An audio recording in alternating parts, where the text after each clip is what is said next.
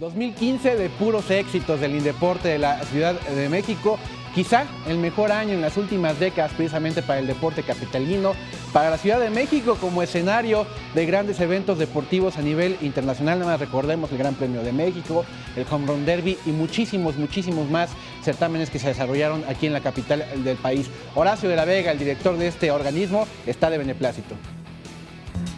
El 2015 fue un año muy deportivo para la Ciudad de México. Eventos nacionales como internacionales hicieron que nuestra ciudad estuviera en los ojos de todo el mundo, convirtiéndose en la capital del deporte. Fue un año sin duda alguna muy significativo. Creo que es el año más activo que hemos tenido en las últimas 2 décadas, seguramente, por varias razones, desde los eventos deportivos magnos que hemos tenido, encabezados por el gran evento de la Fórmula 1, pero también por los partidos de NBA, por las peleas de UFC, por el Maratón de la Ciudad de México, por el torneo de la FIBA, ¿no? de básquetbol, por los más de 35 eventos internacionales que se realizaron en la Ciudad de México en este año, que fue un número muy importante, por los más de casi 420 eventos locales o nacionales que fueron realizados también en la capital en materia deportiva.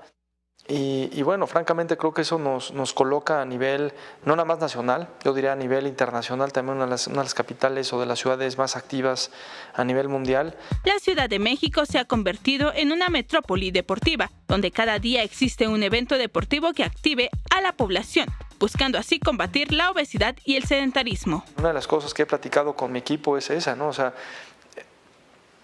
imagínate, si tienes básicamente sumas entre eventos normales, ¿no? Bueno, locales o nacionales y los internacionales, estás hablando más de 450 eventos.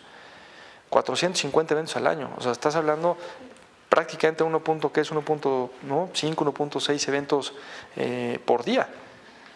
Es una locura. O sea, es una cosa que yo creo que hay pocas ciudades en el mundo que hacen lo que estamos haciendo nosotros.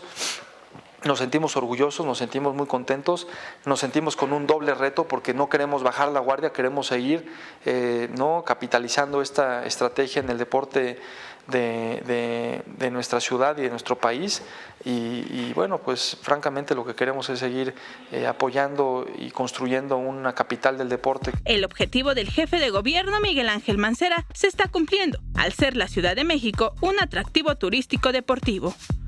Para Capital 21, Vianey Zárate.